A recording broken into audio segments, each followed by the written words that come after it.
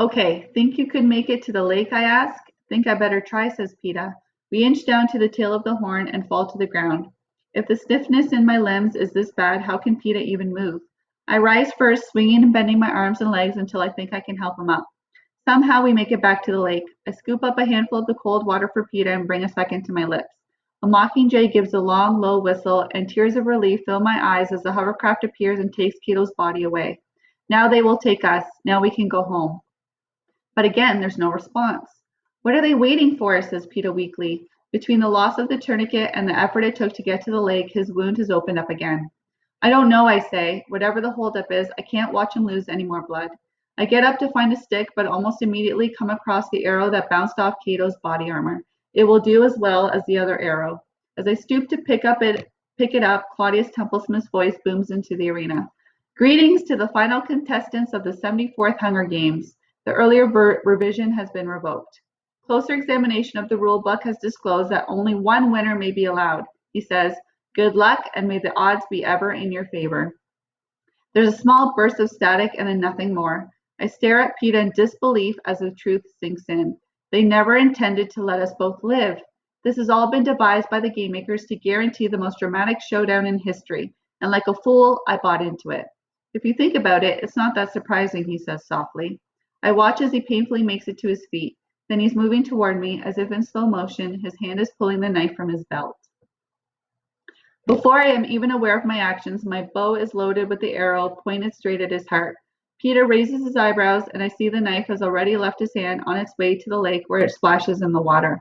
I drop my weapons and take a step back, my face burning in what can only be shame. No, he says, do it. Peeta limps toward me and thrusts the weapons back in my hands. I can't, I say. I won't. Do it, before they send those mutts back or something. I don't want to die like Cato, he says. Then you shoot me, I say furiously, shoving the weapons back at him. You shoot me and go home and live with it. And as I say it, I know death right here, right now, would be the easier of the two. You know I can't, Peeta says, discarding the weapons. Fine, I'll go first anyway. He leans down and rips the bandage off his leg, eliminating the final barrier between his blood and the earth.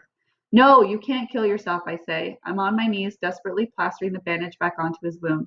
Katniss, he says, it's what I want. You're not leaving me here alone, I say, because if he dies, I'll never go home. Not really. I'll spend the rest of my life in this arena trying to think my way out. Listen, he says, pulling me to my feet. We both know they have to have a victor. It can only be one of us. Please take it, for me.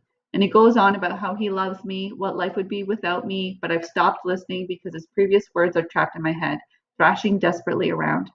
We both know they have to have a victor. Yes, they have to have a victor. Without a victor, the whole thing would blow up in the game makers' faces.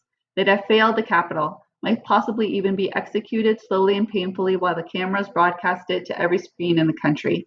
If Peeta and I were both to die, or they thought we were, my fingers fumble with the pouch on my belt, freeing it. Peeta sees it, and his hand clamps on my wrist. No, I won't let you. Trust me, I whisper. He holds my gaze for a long moment, then lets me go. I loosen the top of the pouch and pour a few spoonfuls of berries into his palm. Then I fill my own, on the count of 3. Peeta leans down and kisses me once very gently. The count of 3, he says. We stand, our backs pressed together, our empty hands locked tight. Hold them out. I want everyone to see, he says.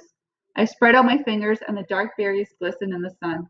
I give Peeta's hand one last squeeze as a signal, as a goodbye, and we begin counting. 1, maybe I'm wrong. 2, maybe they don't care if we both die. 3, it's too late to change my mind. I lift my hand to my mouth, taking one last look at the world. The berries have just passed my lips when the trumpets begin to blare. The frantic voice of Claudius Templesmith shouts above them, Stop! Stop! Ladies and gentlemen, I am pleased to present the victors of the 74th Hunger Games, Katniss Everdeen and Peeta Mellark. I give you the tributes of District 12.